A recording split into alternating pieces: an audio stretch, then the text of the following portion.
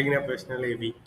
Amaravati inner ring road కేసులో నారా లోకేష్ విచారణ ముగిసింది. రెండో రోజు సీఐడీ విచారణకు లోకేష్ హాజరయ్యారు. ఉదయం 10 గంటలకు ఉండవల్లి నివాసం నుంచి సీఐడీ కార్యాలయానికి చేరుకున్నారు.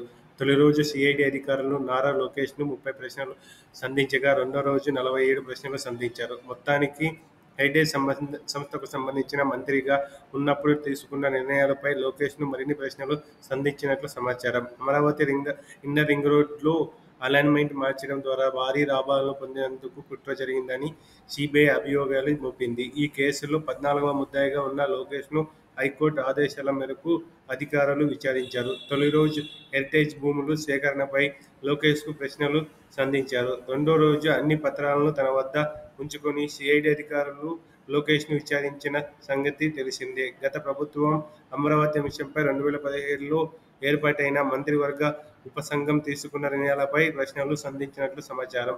ఇన్నర్ రింగ్ రోడ్లో అలైన్మెంట్ మార్పు చేసేందుకు ఈ సబ్ కమిటీ నిర్ణయం తీసుకున్నారా అని వివరాలు అడిగారు. లోకేష్ మంత్రి అయిన వెంటనే మంత్రివర్గం ఉపసంఘంలో ఎందుకు చేర్చుకున్నారని ప్రశ్నించారు. కేబినెట్ సబ్ కమిటీలో ఎవరెవరు ఉన్నారని సీఐడీ అధికారులు ప్రశ్నించారు.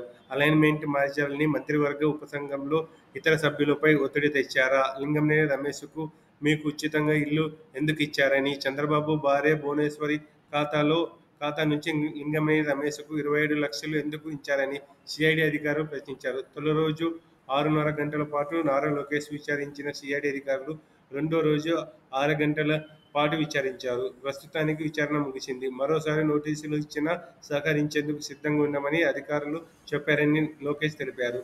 సీఐడీ కార్యాలయంలో మీడియాతో